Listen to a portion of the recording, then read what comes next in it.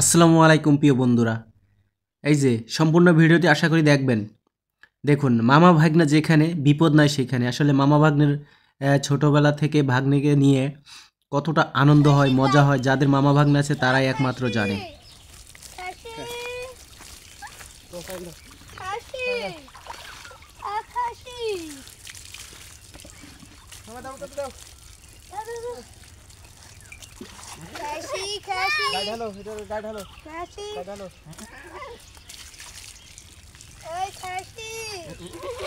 Shampoo মাখা দি এই যে প্রিয় বন্ধুরা, এই যে শ্যাম্পু, আমরা শ্যাম্পু নিয়ে চলে এসেছি। শ্যাম্পু তো আমি আজকে বাসায় যেয়ে দেখি আমার বোন এবং দুই ভাগনা চলে এসেছে।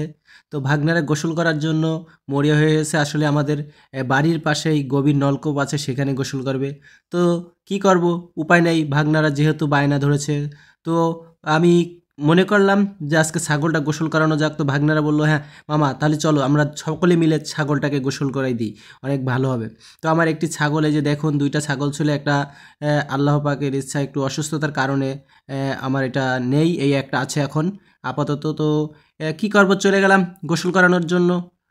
দুই তিন মামা ভাগ্না মিলিয়া চলে গেলাম, বালতি নিয়ে একটু মগ নিয়ে ড্রেনের পাশে চলে গেলাম এবং পানি দিয়ে কাটি ভিজিয়ে সুন্দরভাবে গোসল করানো শুরু করলাম। সাথে নিয়ে গেলাম শ্যাম্পু, আপনারা দেখতেই পাচ্ছেন।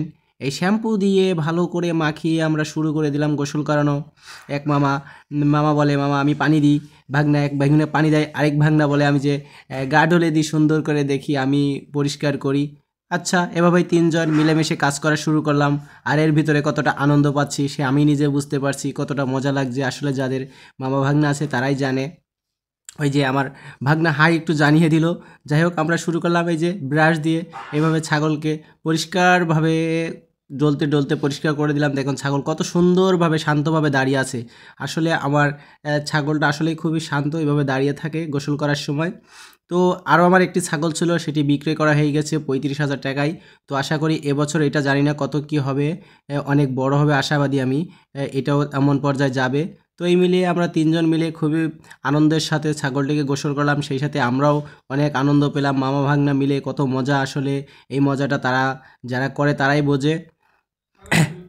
তো এইভাবে ছাগলকে আস্তে আস্তে দেখেন আমি কিভাবে পানি ঢাললাম, ছাগল সুন্দরভাবে দাঁড়িয়ে আছে, গোসল করলাম।